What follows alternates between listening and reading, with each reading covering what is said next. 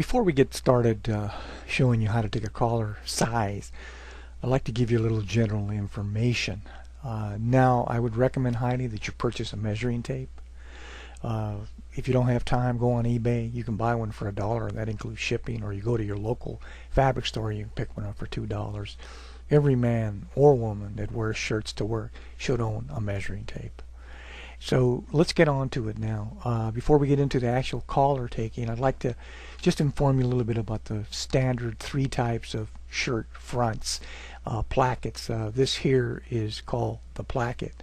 Some of them are hidden, some of them are not. But in this case here, this one here is called a box pleat or standard shirt front. And this one is a French finish. The fabric is folded to the wrong side.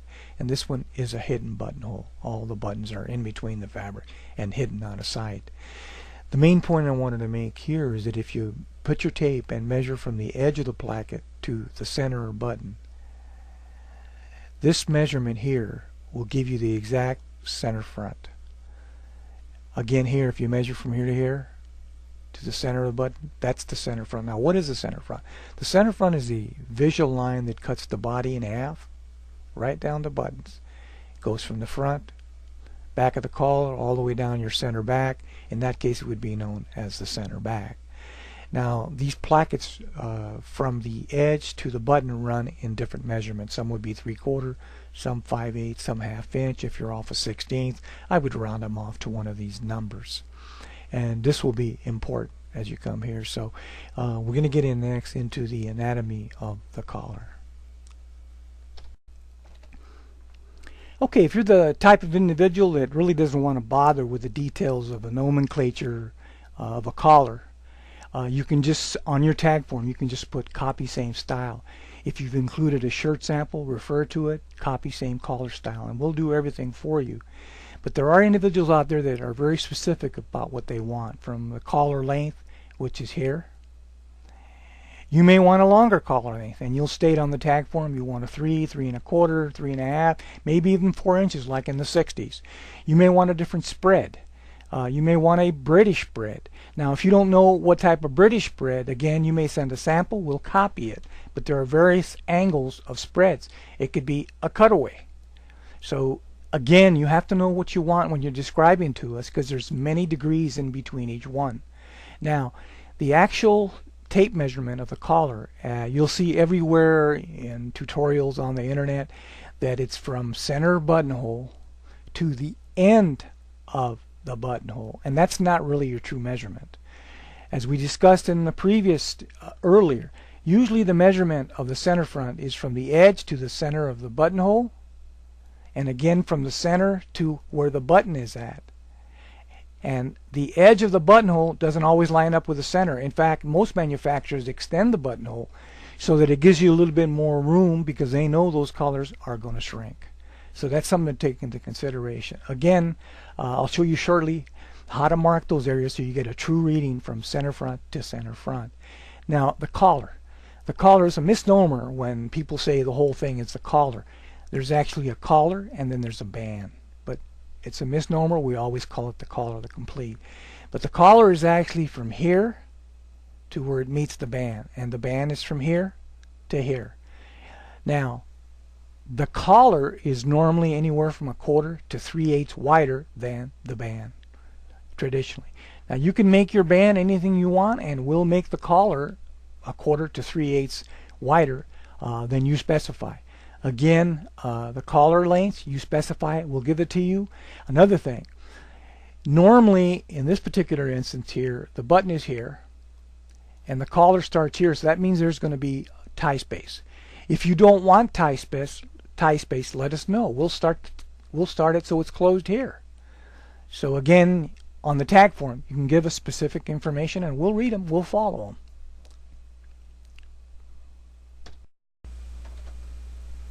Okay, we've been talking about measurements, but now we want to talk about the individuals who are actually taking their own measurements. Now, here at the bottom you have a graphic, and there's 2 different measurements, and the point I wanted to make here is this one was made by a made-to-measure individual, but they took the measurement too high. The measurement should be taken at the base of the neck to give you an accurate, because don't forget you're going to have some shrinkage, If you take it up here, for example, and this is 15, by the time you wash it a few times, it's going to be 14 probably. And it's definitely not going to fit you because the collar tends to seek its level. In other words, the collar wants to come down to the base. So it's important to take a good measurement, like in this right graphic here. Take it at the base. Now, they always put a finger. That finger is really eased. It adds extra to the actual measurement. There's a couple of ways to handle this. You can either take the exact measurement and then add another 1/2 to 3/4 inch for ease, for shrinkage, or you can take it like these individuals where they put their fingers in there, and that gives you the sense of how the collar is going to fit. Now, in custom, we always do fittings, and the reason we do fittings is because people have different body shapes. And you've seen on individuals where they buy a collar and the collar is back here somewhere, and it comes around and it's just too tight because the collar's pulling to the back where it should be set right at the back of the neck. And each of these individuals would have the same problem. So in custom, what we do is we accommodate. We make sure that the back of the collar hugs the back of the neck, ensuring a good balanced collar fit. Now in retail, you don't have a choice. Some of the collars you see individuals, they buy 18, 19 because what happens is the collar ends back here. And by the time they put it on, it cinches in the front of the neck and it feels comfortable in the front, but you have all this room in the back. It doesn't look right. You've seen many individuals with that. So again, it is possible to fix with a remedy we have, but I just want to let you know that some of the things that you should look for when you're taking a measurement. Okay, let's get into how to mark your shirt front so that you can take an accurate measurement. Now in the upper part of this graphic, you'll see a tape, and it's measuring from the center button to the end of the buttonhole. But in reality, the center front, as I said, the center front is from the edge to the center of the button, and the same thing on the button side. Now, the reason I'm saying is don't take for granted that the button is in the right place. The button may have fallen off at the cleaners, your laundry, and the button may be here. So when you measure it, and we take the measurement from where the button is to the end, it's actually going to be bigger, 17, and that's not what you want. And then it's not going to close the right tie space. So again, it's important to take the correct measurement. So again, what we'll do first of all is on your shirt, you'll measure from the edge to the center of the button on the buttonhole side, and the same thing on the button side from edge to center of button. Then place your tape on it from center of button, in this case here, to center of the button again. Not the end of the button, but the center of the placket, as we showed you here. This is the center of the placket, always the center of the placket. That's your true measurement. Again, manufacturers play tricks. They may have the buttonhole out here somewhere to give you more room, knowing that they're going to shrink in the long run. But it's not really an accurate, doesn't really give you a good balanced collar. So again, take good accurate measurement. At this point, you can take note of your collar height, if that's what you want to specify on your tag form. Again, your band is normally 1/4 inch to 3/8 smaller than your collar height. And of course, you can look at the styles we have, and you can change the style on a new collar. If you're making new collars, you could have a British spread, or you could have a closer standard, or you could remove. You don't want a button down anymore. You make whatever style you want.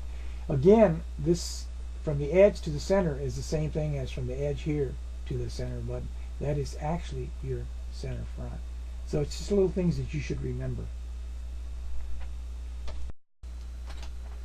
Okay, we're at the end of our tutorial, and we just like to little refresh or review everything and taking the measurement. Remember, the measurement is taken from the center of the button to the center of the buttonhole. The center of the button to the center of the buttonhole. Now remember, manufacturers, they always extend their button, and they always advise you to take from center of button to the end of the buttonhole, but it's not a true measurement. Because we want a true measurement, and then from that measurement we can add extra ease, an extra amount allowing for shrinkage. So that's the important thing. And one last thing, when you're buying shirts from a manufacturer, in this particular case the label is 17.5, but the actual measurement here was 18.5. It's an inch bigger than the label size. Now the problem happens that men buy them, and maybe they're a 17, and they figure, well, it says 17 and a half, it's going to shrink, it'll fit me perfect. It's never going to fit him perfect. If he's a 17 and it's 18 and a half, that's an inch and a half bigger than his actual neck measurement. It's going to shrink a half inch. It's going to be too big forever. So when you're out there looking for shirts and you have your measurement tape, every manufacturer is different. Put your measurement on that brand new shirt from center of button to center of buttonhole, and you'll know exactly where you stand as far as collar size from the various manufacturers. And of course, you always think about shrinkage, and that's important. So all this information, the collar style, the angles, and all that stuff, you can write that on your tag form. We do read the tag form instructions. And if we have any questions on the tag form, we'll send you an email. So when you're printing your tag form, make sure you print accurately so we can read them. And we'll notify you that we don't understand something, or maybe you thought you knew something, but you didn't. So we'll always call you, send you an email, and make sure that we verify everything so that you're satisfied with their service in the end.